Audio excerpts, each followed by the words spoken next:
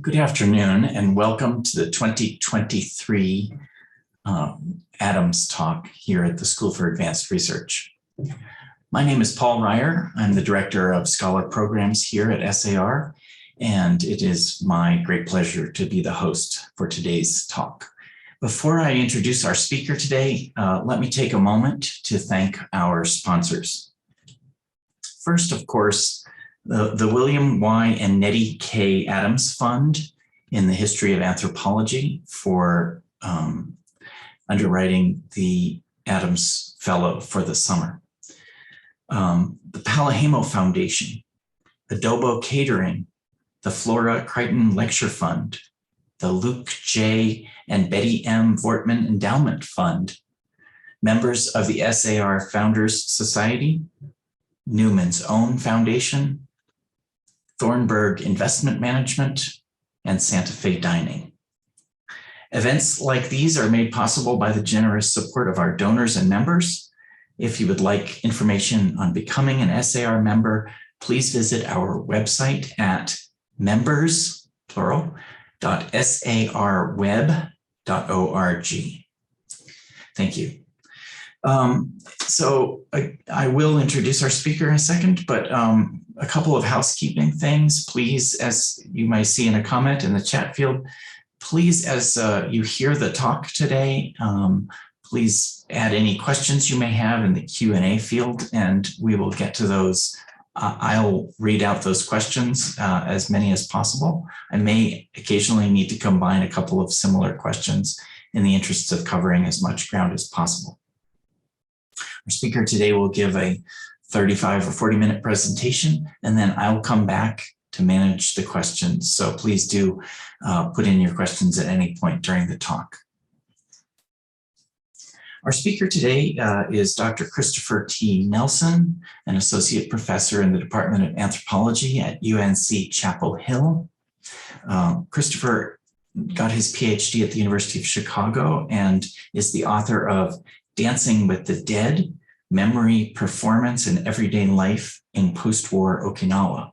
He's also the outgoing editor of the flagship journal, Cultural Anthropology, and has many other accomplishments to note. Today, he'll be speaking about the work he's currently engaged on as the Adams Fellow for this summer. So without further ado, let me turn things over to Christopher Nelson. Chris. Thanks, Paul.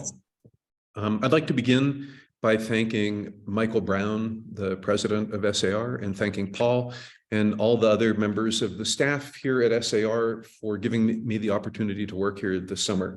And I'm especially grateful to the William Y. and Nettie K. Adams Fellowship for making my work here possible. Let me share my screen with you here so that you can see the PowerPoint that I've created.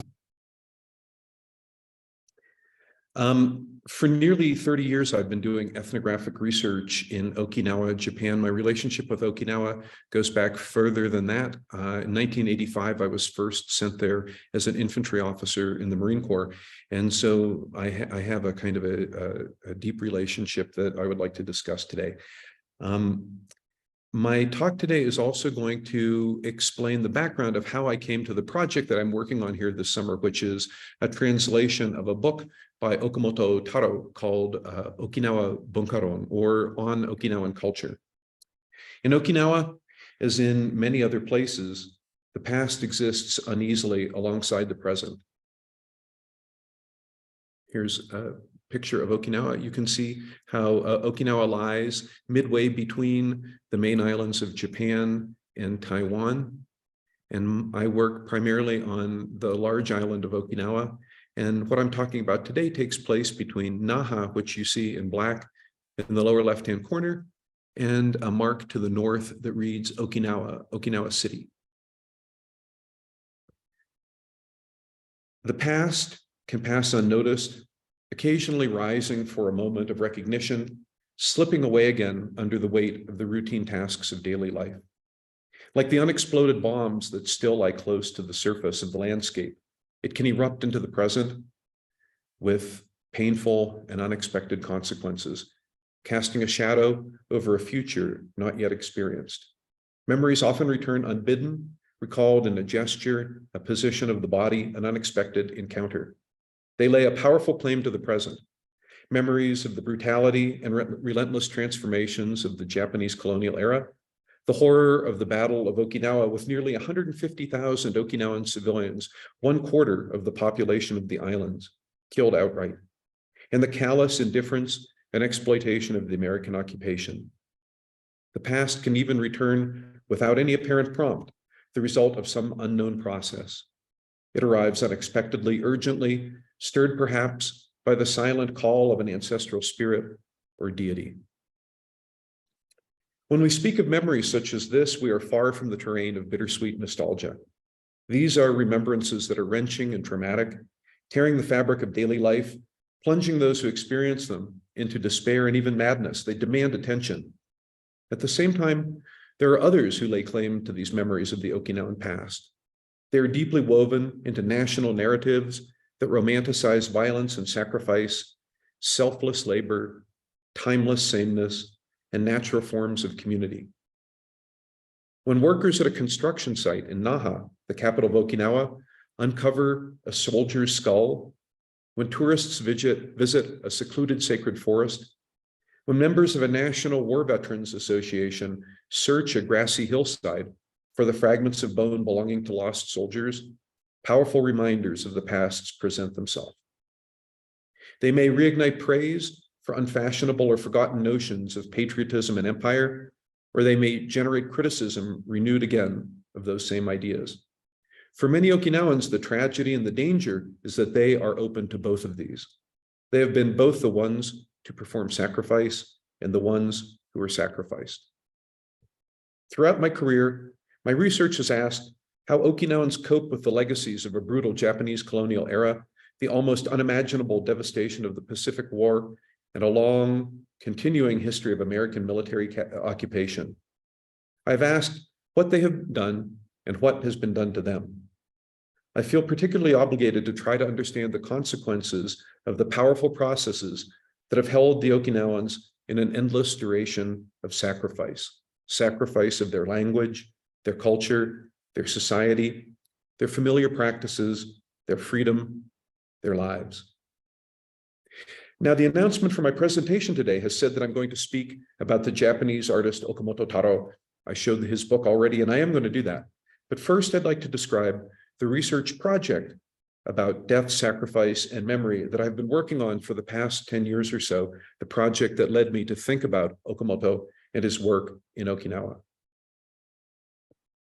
In the aftermath of the Battle of Okinawa, the American military turned its efforts toward fortifying its new strategic outpost in the Pacific. Okinawan survivors were left to rebuild their lives in the ruins of their farms and villages. The dead were buried deeply and quickly. Okinawa has become an island of bases central to the United States and the Japanese strategic vision of the Pacific. Decades after the war, a massive urban development project was meant to create a new cosmopolitan Japanese city center in the space of an abandoned American military base.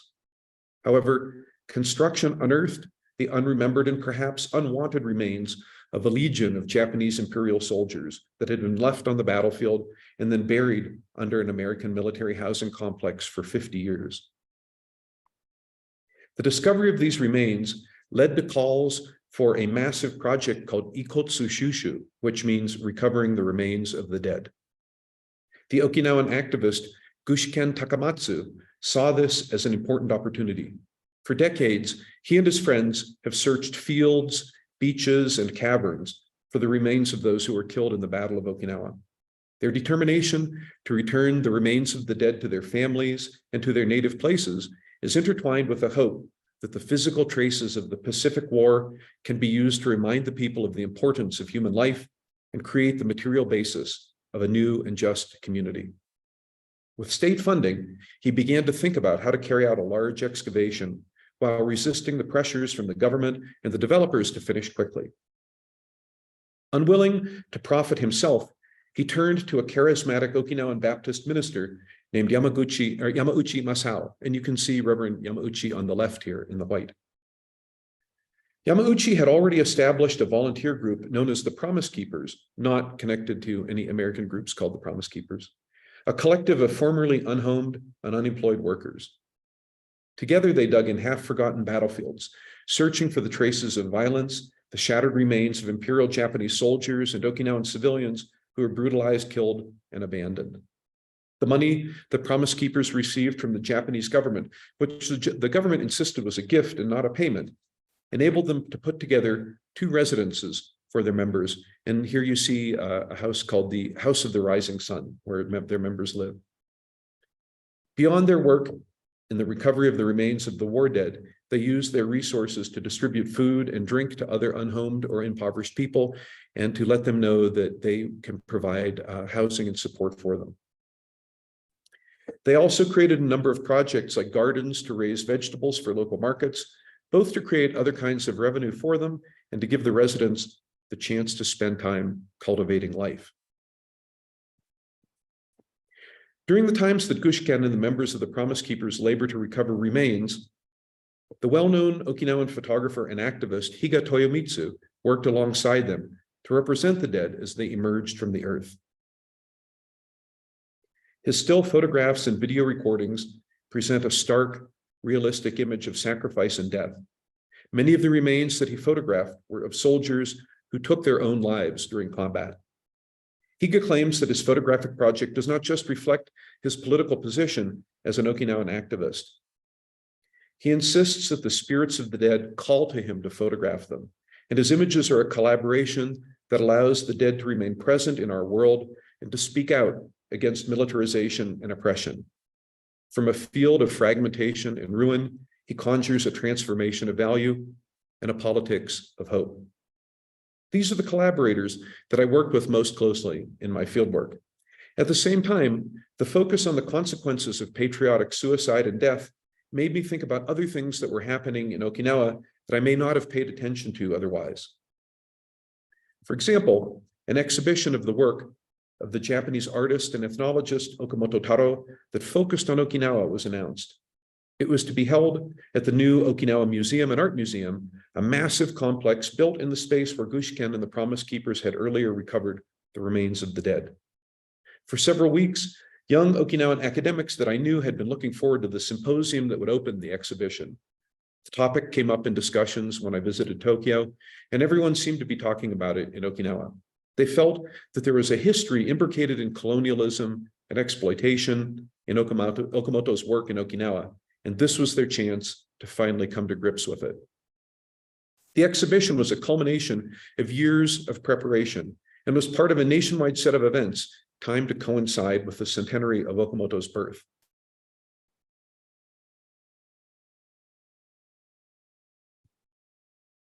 There was a series of exhibits at other prominent museums across Japan. Critics and celebrities reevaluated his work in journals and television specials. Here are some key images from his work. This is an image called Wounded Arm that he produced and exhibited during a decade in France in the 1930s when he was studying there, and it was promoted in a prominent surrealist exhibition. Here's a very famous image that he produced in Japan after the war called Yoru, or Night. And this draws on his experiences of working with anti-fascist secret societies in Paris during the 30s. He became an advocate for Japanese archaeology in the post-war, particularly focusing on writing about and thinking about and photographing Jomon ceramics. Jomon is an era in Japan that began about 14,000 BCE and continued to about 300 BCE. And he was particularly fascinated by this era and what he thought of as categories that moderns would think of as magic and art, and how they were indispensably and inextricably bound up during that time. Here's an image from his atelier where you can see how these ancient Jomon works inspired the kind of designs that he created now. Tourist campaigns urged travelers to revisit sites related to his work. Here is a large mural in a train station in Tokyo. Here is work that he designed for films in the 60s and 70s. And this is the Tower of the Sun, an incredible construct that stood at the center of a very modern tower created by the Japanese architect Tange Kenzo for the exhibition Expo 70 in Osaka, Japan. As Nadia Hajime, one of the curators of the exhibit in Okinawa, told me, sometimes it's difficult for Japanese people to remember Okamoto as a figure of artistic or intellectual importance, rather than just somebody who was simply famous. Over the years, it seemed that artists and critics could only really disparage or dismiss his work. Despite the ubiquity of the Tower of the Sun that I just showed, popular memory seemed unable to reach beyond images of his talk show appearances and television commercials in the 70s and 80s. They could really no longer see the path-breaking artist and public intellectual that he once was. His aphorism, which you see here in Japanese, "Art is an explosion," is remembered more as a kind of popular catchphrase than a call to experience the violent creative powers of unresolved dialectic tension, bypassed by Japanese artists in the 60s and 70s who demanded a more confrontational and transformational relationship between aesthetics and politics. He seemed to respond by further embracing his position in mass media. And so until his recent popular and critical resurgence, many people just remembered him as another eccentric media personality. All this has served to obscure genealogies that lead to an artist who was instrumental in creating the post-war avant-garde. I found myself thinking about this upcoming exhibition and the debates that it might reopen. But I am not an art historian, and I had little interest in Okamoto's work before this exhibit. In order to prepare myself, I bought a copy of Okinawabunkaron, this book on Okinawan culture, and this work that I'm working on translating this summer. It's a collection of essays based on his travels in Okinawa in 1959 and 1966. One evening, during my fieldwork after a day of work with Gushiken Takamatsu and his volunteers, I went to a Starbucks near my apartment to read. After an hour or so, I realized that one of the baristas had come around to my table and was standing across from me. Catching my attention, she shyly pointed at my copy of Okamoto's book and asked me what I thought of it. I told her that I'd been familiar with him for a long time, but I really only started to think seriously about his work quite recently. She replied that he had been an important influence on her as she was growing up. As an elementary school student in central Okinawa, she discovered this book in the school library and looked at the images of his paintings and sculptures that it contained. Something about his aesthetic vision enthralled her. As she got older, she became interested in his essays. And this book on Okinawan culture was the most inspiring, she said, a text that encouraged her to see the value of the everyday practices that she had always taken for granted. Reading, she told me, gave her new pride in being Okinawan. Although she was now a student at the University of Ryukyu, she said she had no interest in following Okamoto's lead to become an ethnologist, an artist, or even a critic. Even so, she believed that the lessons that she learned from his work had helped her to see herself as a strong, creative Okinawan woman, regardless of what career she chose.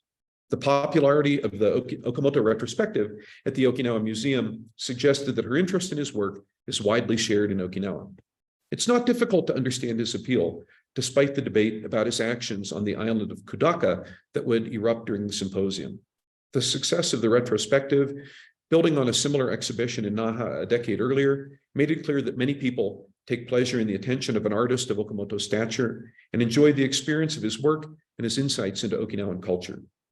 But in balance with this, the conflicts that my friends, all anthropologists and critics familiar with his work, expected to take place at the symposium, I hoped that reading on Okinawan culture would hold some answers for me.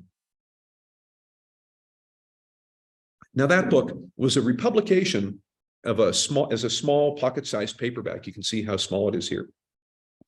That contains the original account of his 1959 visit, which had been entitled Forgotten Japan on Okinawan culture.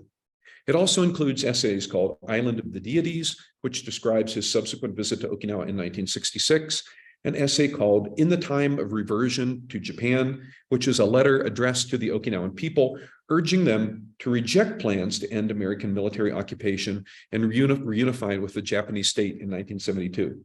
And finally, there's an essay called As a Witness to a Kind of Love, a short commentary by Okamoto Toshiko, who is Taro's adopted daughter, companion, and amanuensis. So what about this book? It's a book about voyages, the record of his 2 trips to Okinawa, as well as an argument that he made based on his reminiscences or on his remembrances. But beyond these 2 episodes, it's an account of a man profoundly transformed by movement. A young man who sailed to Europe in the company of his wealthy, complex family, his father Ippei, who was then a diplomatic correspondent, his mother Kanako, who was a well-known author, and her lovers. All of them went to Paris together, and he chose to remain behind in France.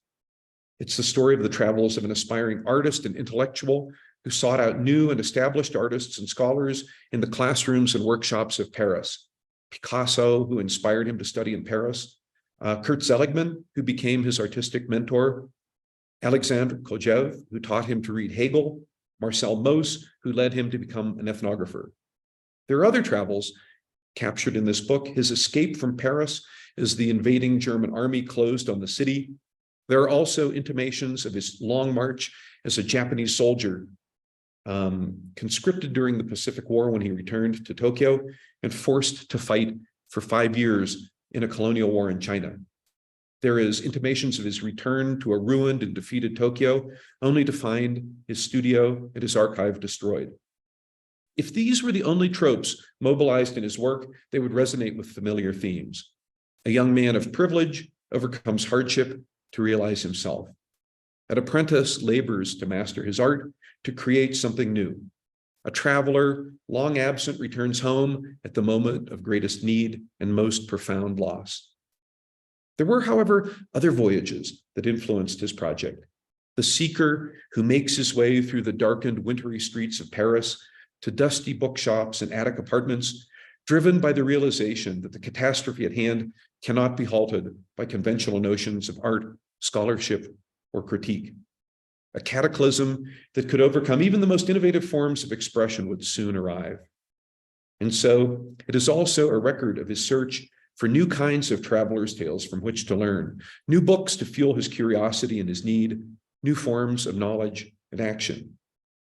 He was interested in Michel Lery's ethnography, Marcel Mauss's ethnology, essays and monographs compiled by Japanese native ethnologists like Yanagita Kunio and Orikuchi Shinobu. He was interested in the work of the philosopher Watsuji Tetsuro and his memoirs of visits to Japanese temples and his philosophical meditations on the relationship of place and life. He also found himself studying Rudolf Otto and Mircea Eliade's speculative excavations of the authentic world that lies beneath the mundane everyday one. And he thought of tales told by his collaborators in secret societies in Paris, Bataille, Caillot, Pierre Klosowski. And it's really important to think about the strange kind of travels that they engaged in, their furtive movements together through a forest at twilight, in moments of awe and terror spent in a torchlight clearing in a forest on the outskirts of Paris, surrounding a tree split by lightning, enacting now forgotten rituals with these fellow philosophers, artists, and ethnographers, hoping for what? It's really, I think, compelling to think about these kinds of actions as the shadow of World War II approached. The records of these earlier travels by foot, by ship, by eye, come together in the pages of On Okinawan Culture. And yet the heart of the text remains his reflection on his voyages to Okinawa. The project, the desire, and the determination that carried him there resonates with what I read in the work of the French philosopher Jacques Rancière and a book he wrote called Short Voyages to the Lands of the People. Rancière wrote, "The questions we pose here will concern first the signs by which a gaze, curious, nonchalant, or impassioned, comes to recognize reality as exemplary of an idea. And the second is the way in which thought comes to incarnate itself." Now, what do I mean by that, and why is that interesting? In the first case, we as scholars, as travelers, as ordinary people become fascinated by some kind of an idea. And then we find that idea out in the world when we go somewhere, when we step outside. So it isn't that we're observing the world and deducing ideas from it, but we become fascinated with some kind of an idea. And then we are surprised or pleased or excited to discover that idea in physical form in the world. And the second thing is this notion in which thought comes to incarnate itself. That is when, having gone out into the world and looked at things, then we decide to write a memoir of our experiences or paint a painting about our experiences or make a statue. And so the idea once again is given form, but this time by us. And I think both of these processes are taking place in Okamoto's work, and the imperfect circuit between them is what makes it interesting to me. And so on Okinawan Culture is Okamoto's account of an expedition to discover that which he already knew, to confirm what he had already learned through travels in books, workshops, and on battlefields. And as a record of the very journey that he is about to begin, it gives shape in text to his anticipation. He himself stands at the center of this project, an archaeologist of everyday life, committed to uncover what it is that he knows lies buried, to remember that which he knows to be forgotten, a cosmopolitan modern, attuned to the ravages of modern capitalism, the alienation of everyday life, and the horror of fascism and war. An introspective philosopher whose intuition and experience had convinced him that the voyage into the past follows a path excavated in the self as much as any trail that leads through broken ruins or dense jungle.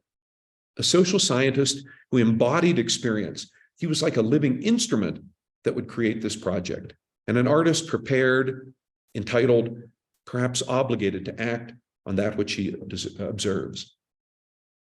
While Okamoto is attuned to that which he expects to find, he is also attentive to the unexpected, the unnoticed, and the unseen. It is this interplay between confirmation and surprise that adds depth and complexity to his text. But enough of talking about his work in general terms. Let me describe the circumstances of his second visit to Okinawa and the crisis that it would provoke in 2011 in the seminar that I've discussed. And this is from the manuscript of my recently completed book, When the Bones Speak. Tsukibashi Park in Ginza, Tokyo's stylish business and fashion district, the day before Christmas, 1966. It was a sunny and windy day, the temperature warm. Okamoto arrived in a rush. In front of him stood a tower, perhaps 8 meters high, the Wakai Tokeidai, or Youth's Time Tower, his tower. Reaching up from the ground to the sky, the sun surmounting it by day, the moon by night, a face, a clock. Like a ferroconcrete tree, thick at its base and tapering as it rises, its design made it seem even taller. Perhaps he was concerned about its popular reception, or if his patrons at the Citizen Watch Company or the local Lions clubs would appreciate it. Perhaps he also recalled the famous pillars that he had written about at Buddhist temples in Kyoto, and the ways in which their artfully manipulated form created the illusion of straightness and symmetry. And yet, while other scholars wrote about the ancient influences from classical Greece that they detected in Japan, Okamoto conceived of a project that was concerned with a world that was at once more archaic and more immediate. A project that he believed demonstrated how seen and unseen worlds could be brought together by one who had the attentiveness, the vision, and the artistry to do so.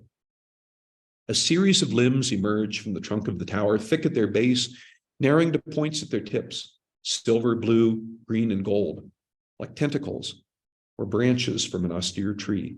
Okamoto called them horns, perhaps recalling the Minotaur, that uneasy fusion of man and beast, culture and nature, reason and passion. Some were short, as if they had just erupted from the body of the tower. Others were long, one even curving back on itself. They seemed to arrest motion, a duration of action captured in concrete and metal. On the face of the clock, simple black hands swept the time, the canonical hours marked on the dial. Citizen was written across it in the company's familiar black font, and beneath that, the author's signature, Taro, dashed off in dramatic Roman letters. And yet it was far from a conventional clock. The hours were inscribed as bands on the body of a serpentine form that curled across the face, thick and rounded at its highest point, tapering to almost nothing as it spiraled back to where it began. The impression was of a snake, a comet, a hitodama, and that is, in Japanese folklore, a ball of fire representing the spirit of the dead, rising up from the depths of the dial and winding around it in a counterclockwise direction.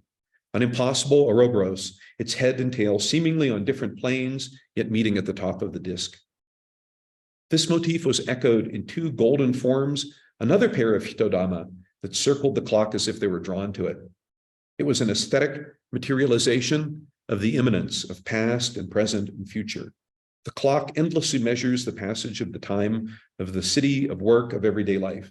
But the remainder of the tower holds another temporality in place, points to another way of being. As darkness fell, spotlights illuminated the base of the tower. Soft light began to shine at the root of each horn, yellow, green, and red. The form swirling around the dial was illuminated in red, the hours marked out on its back in blue, and then these colors reversed on its obverse. On either side of the face, two large round discs glowed, like eyes peering out of a mask. The timekeeper watching those whose actions create time in the world as they look to it for guidance.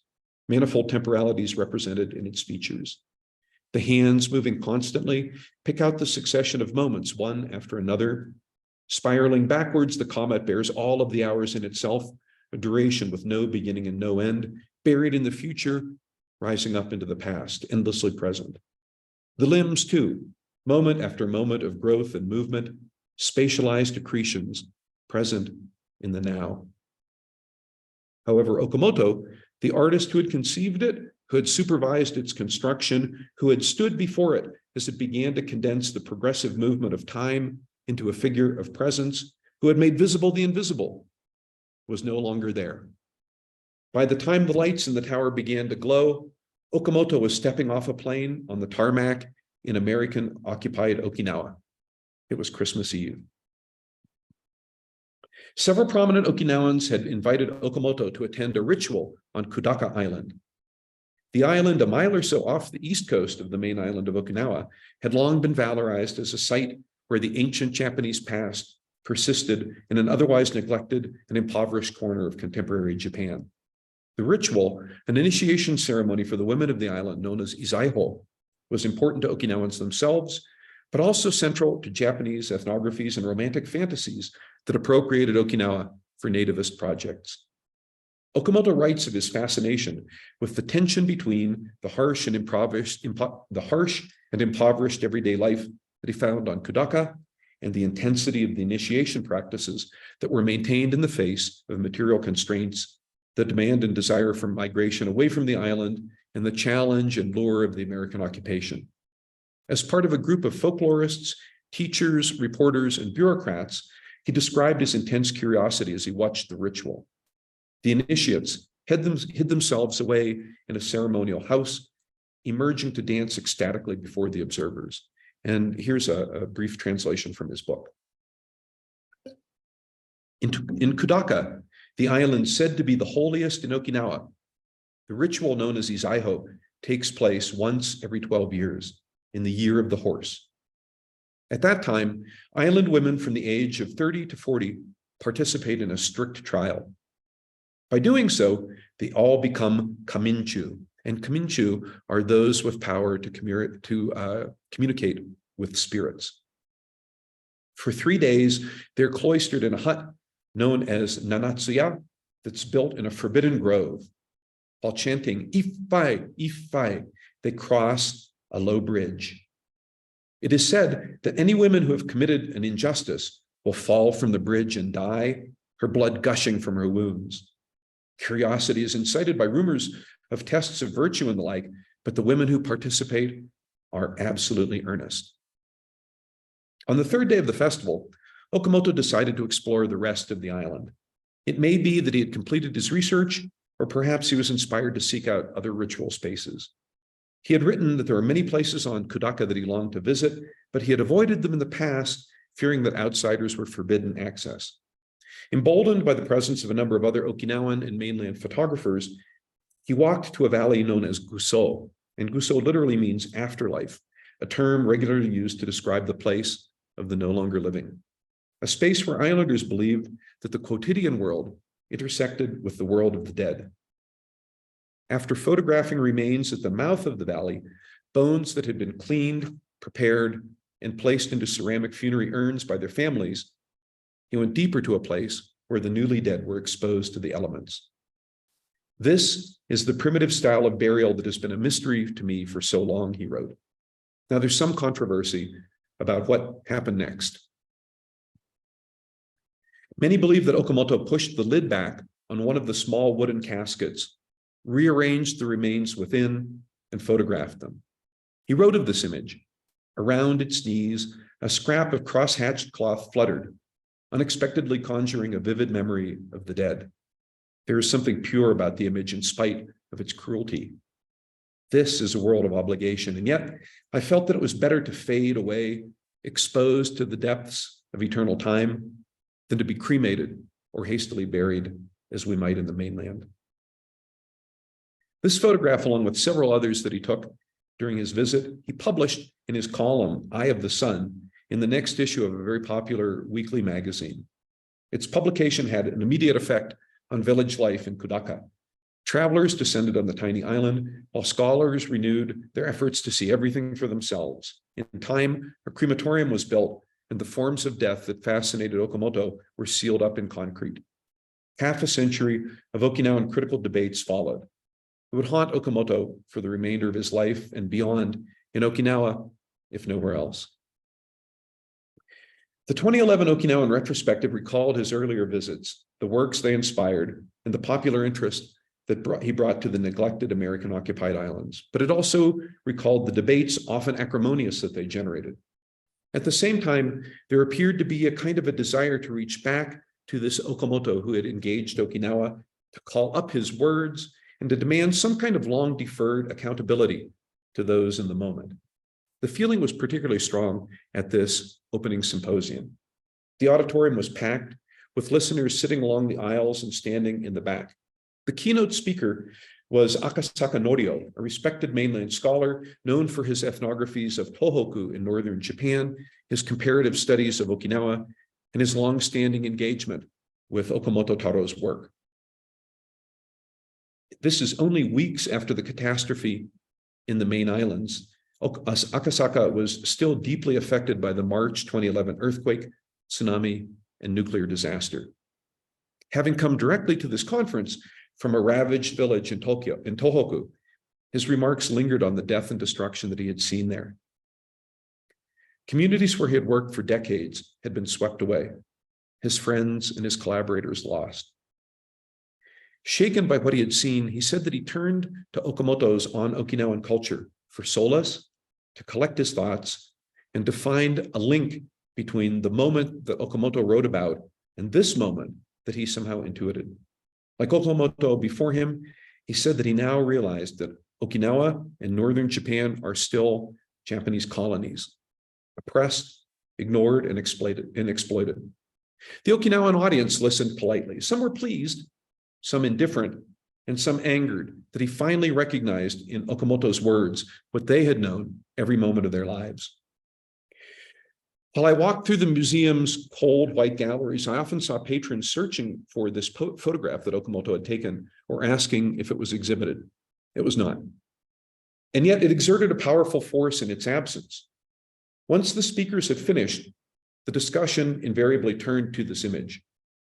After pressing Akasaka to comment on the insensitivity that allowed Okamoto to ignore the island's customs and publish the photograph, the Okinawan poet, Takara Ben, angrily said that also the Okinawan journalists, school teachers, and local elites who accompanied him were as guilty of thoughtlessly disregarding local tradition and violating Kudaka's taboos. And he used the word taboo to describe this.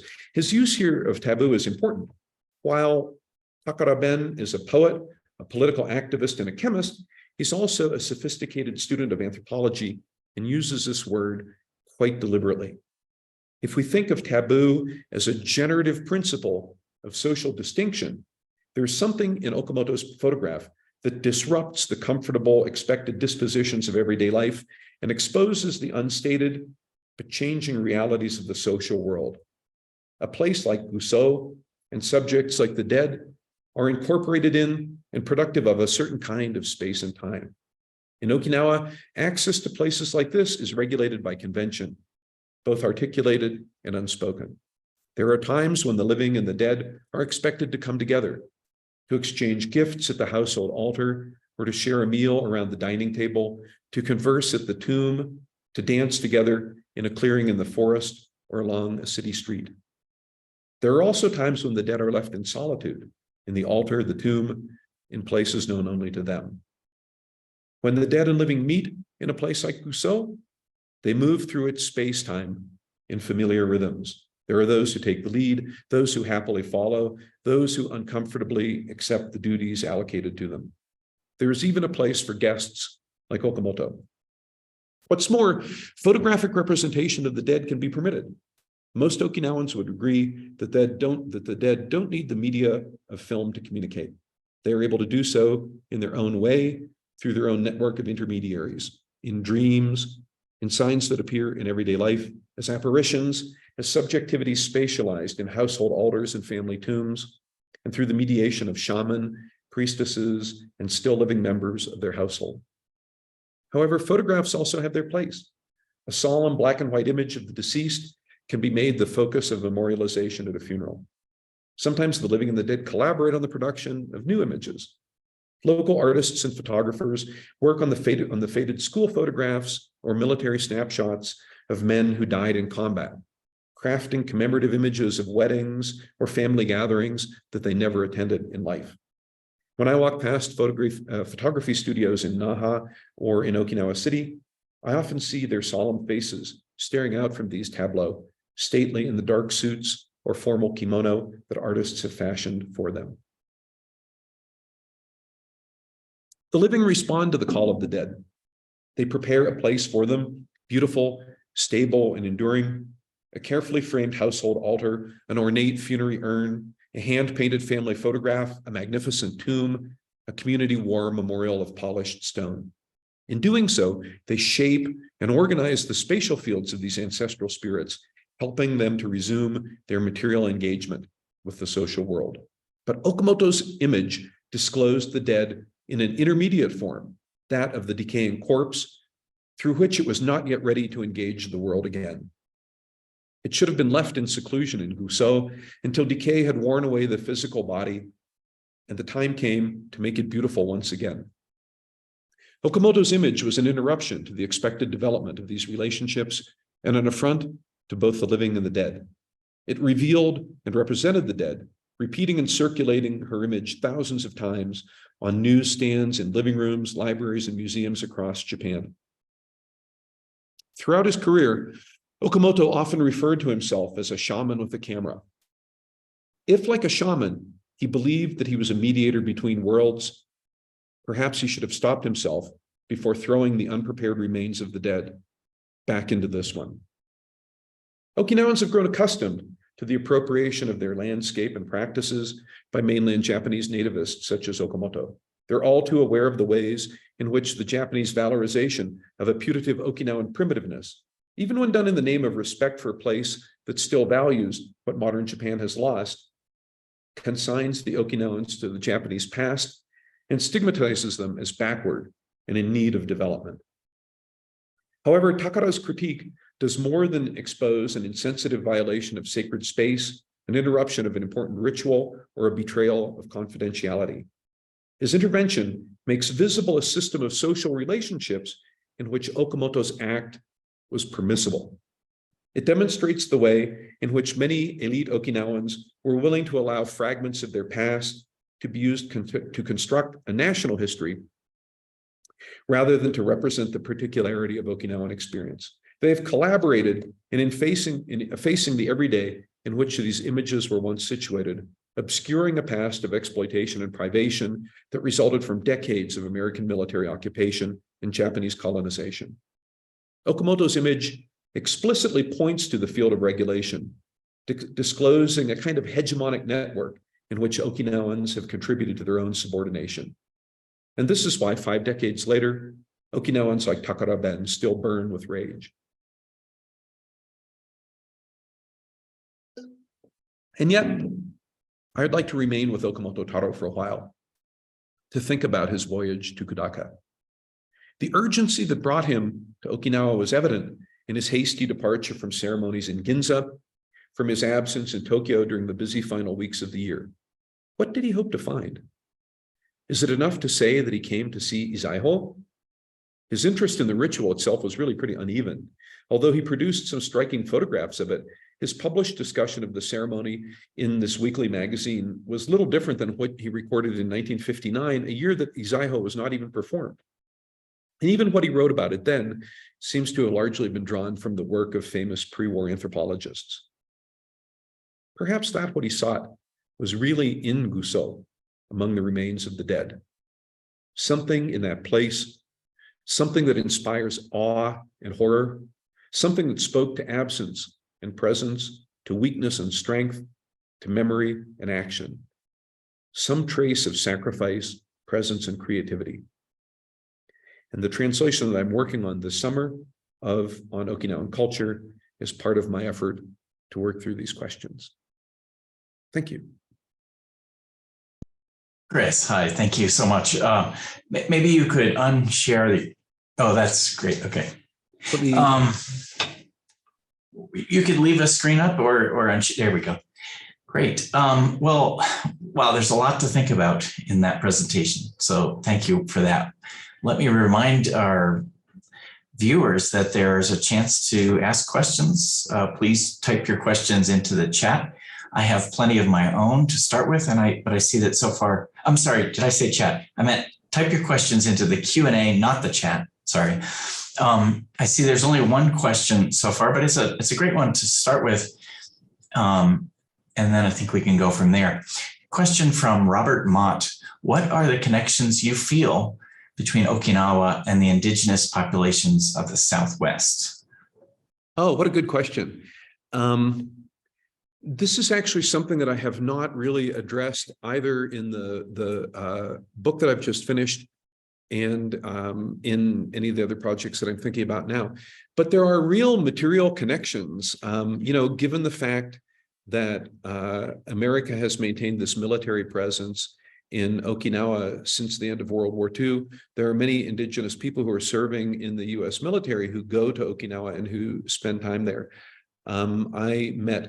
During my fieldwork in the 90s, I met several members of the American Indian movement at demonstrations or at meetings in Okinawa. So there was that kind of direct involvement, including even an exchange of young people who would come from Okinawa to the United States or come from United States to Okinawa. At a level that is more related to what I talked about today, part of my research involved working with elderly women in Okinawa who are known as Yuta. Yuta are indigenous shaman in Okinawa. And, anthropologists hesitate to use this word shaman like it comes with kind of heavy quotes. But in fact, most Okinawans that I know refer to themselves as shamans, appropriating this term to describe what it is that they do. Anyway, I worked with one woman for quite some time, and she was involved in a collective project with people who had analogous roles to hers in indigenous communities in the United States. And they communicated by mail, they visited one another, and she had photos of herself meeting with members of communities in the Southwest during her visits to America throughout the 90s and early 2000s. So this really kind of interesting intersection between people. None of this work really involved anthropologists or folklorists, people who might be interested in these rituals. However, the group that I became familiar with was led by an Okinawan psychoanalyst who had trained in Kyoto and Tokyo in Freudian psychoanalysis, but whose mother had been a shaman. And so he came from a lineage of shaman, even though he himself as a man was not able to practice, but he helped to organize these working groups.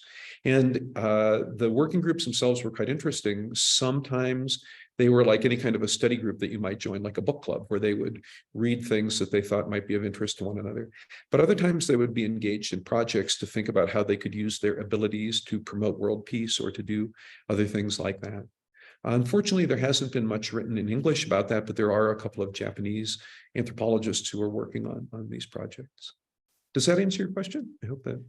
I think it seemed to me that one of the threads of your talk that addresses the question, Mr. Mott's question was, did you see any relationships between indigenous people of the Southwest and what you were dealing with and talking about in Okinawa? Seems to me that coloniality, colonization and decolonization are through threads. Okamoto himself is this complex figure. On the one hand, when he was in France studying anthropology and art, he was in some sense a subaltern presence. And then but then as a mainland Japanese figure, clearly is also sort of a colonial figure vis-a-vis Okinawa, right? There's layers of coloniality there. Okamoto himself has a very kind of complicated position within all of this. The son of an elite Japanese family. He had the wherewithal to study in France for a decade, and yet he was often marginalized in discourses in France, seen as, the Asian or not even recorded at all. I was telling Paul earlier that I've really kind of combed through these records of his studies in France. And you'll see him recorded at meetings, like his initials that he was present. But when the biographies of these famous figures like Georges Bataille write, they never mention him, as if he wasn't there. There are a few French artists and scholars who have written about him, but for the most part, he's kind of effaced from these records. Then when he comes back to Japan, trying to escape being imprisoned by the Germans for his anti-fascist activity, he's immediately conscripted and forced to fight in the Japanese army, to fight in this colonial war in China, where he eventually becomes a kind of a prison of war after 4 or 5 years of fighting. And so, then when he comes back to Okinawa, what is he? Is he there as a voice of indigenous people? Is he there as a person who shares these authentic beliefs, or is he someone entirely different? Yeah, exactly. There he was. If I understand, he was a direct student of Marcel Mauss, Emile Durkheim's nephew, one of the great founders of anthropological thought. And yet, in European discourse, he's erased. I have a similar experience in my own work in Cuba. The founder of Cuban anthropology is often referred to as the third discoverer of Cuba by Cubans, Fernando Ortiz. Was simultaneously lauded for his work by cosmopolitan northern anthropologists, particularly Malinowski, and yet then ignored roundly. And there's been a beautiful essay by Fernando Coronil about that exact thing. Very comparable. It's clearly there are kind of global hierarchies, academic hierarchies that translate into different kinds of colonial appropriation. Robert Mott's question, he followed up with a second comment or question, an addendum to the question, which was not just the connections of coloniality, but of appropriation. And I think you've already kind of addressed that in the Okinawan case. I think it's maybe unfair to ask you to comment much about that vis-a-vis the Southwest, since you're not a specialist in this part of the world. But I don't know if you see any echoes of it that are immediately evident. I think that even to everyday practices, where you'll see a advertising campaign by some cosmopolitan fashion house that appropriates indigenous fashions. Arguably Okamoto was engaged in some ways in similar things. And yet I think that he would argue that it was because he had the power to bring, he had this kind of sense of this fusion of magic and art, where he believed that he was working to expose these relationships and to show that they could work together to create something that would be an alternative to modern extractive capitalism. And this is like the danger of all these kinds of nativist approaches to an anti-capitalist critique, is because you end up aligning yourself often with right-wing movements that do the same thing. We have another question, which is how did Taro view the Gutai movement? If I'm pronouncing that right. That's a good question. I can't give you a direct answer about that. He is kind of in advance of these movements like Gutai that took place in Japan. I'm not an art historian. I'm more of my interest in Taro as a kind of an anthropologist and the work that he was doing. Although I am interested in the way that whereas Paul or I might write a monograph about the research that we do, Taro was likely to write something about it, but he was also likely to create some kind of work of art that would be inspired or instantiate some dimension of the research that he had done. What I can say about movements like Gutai or Neo-Dada in Japan comes more from anecdotally. And I don't know if you're familiar with the work of Ushio Shinohara. He's a neo-Dadaist who's based out of New York. And I asked him about Okamoto Taro once.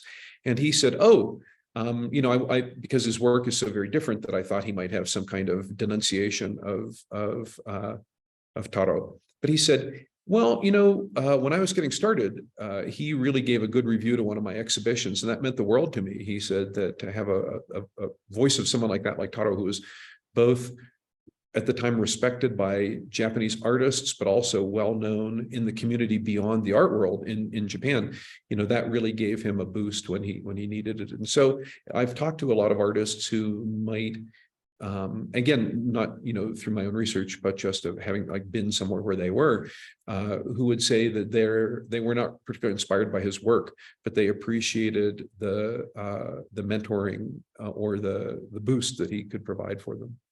Does that help? I'm not sure. So yeah, it's not a very good answer. Well, I don't really know what he thought about Gutai specifically. I do know that he felt that he had a kind of an obligation to promote the work of younger Japanese artists, and that he did so, probably to the detriment of his own productivity at a certain point. After, I think, he was criticized really directly after Expo 70. And so I think he sort of withdrew from the kind of productive period that he had had from the end of the war until 1970 and became more of a kind of a public figure. I don't know, when I often think of someone like Orson Welles, who, when you would see him on The Tonight Show, you might wonder, is this the creative genius that created the Magnificent Ambersons or something like that, And Taro was doing something like that too, doing lots of ads or appearing on talk shows. Chris, let me end with one very broad question. So Taro was in France at in an anti-fascist intellectual setting and time, and then he really had to wrestle with fascism repeatedly through the rest of his life, and being conscripted and then prisoner of war and so forth. Do you see any lessons from his experiences as you studied him for our own times, or do you feel like it really is a strictly historical kind of project? Well, I think that historically, when you look at the kind of work that he did, he's certainly not the only person to do this, that there are all kinds of French scholars who tried to do something really similar to this, like Georges Bataille or Larry, people like that. And their idea was that somehow the fascists had seized upon this power of will and authenticity. They had corrupted Nietzsche, And one of the things that they wanted to do was not just fight against fascism in France in the 30s, also against anti-Semitism and alliances with the Nazis and that kind of thing, but they wanted to recover this thing that they felt that the fascists had taken from them, this thing of the power of authenticity and the will. And that's a dangerous proposition. In fact, when one of them showed an essay that they had written to Marcel Mauss, he said, I think that you're in a bad place with this, you've fallen under the influence of Nazis like Heidegger, and this is not going to get you to a good place. You can't fight fascism with poetry, was what Mauss said. Even though Okamoto had his experience of how World War II turned out, I think that he still felt that these kinds of authentic powers of the indigenous self could be drawn on in some way to work backwards through fascism and through capitalism and through these kinds of things to create something different. And so, as a result, I think that these kinds of oppositional practices remain really seductive, remain really, there's a temptation to think about how you can do this, to think about how you can move through or out of something rather than working against it directly. And speaking of appropriation, the fascists certainly appropriate a lot of these exact tropes. So absolutely, it's kind of unnerving. Well, not to end on a down note, thank you so much for your talk. Very provocative and thought-provoking. I think that we will have this online, and I think it'll continue to attract viewers in its afterlife. So thank you very much for being here. I look forward to further conversations and to seeing you get more work done on that translation. Really going to be great. And thank you all for coming today. If there are any questions that I didn't answer or anything like that, feel free to reach out to me. You can find my contact information on the University of North Carolina at Chapel Hill Anthropology website, and I'm happy to pursue this conversation later on. Thanks for coming. Perfect. Thank you. Take care.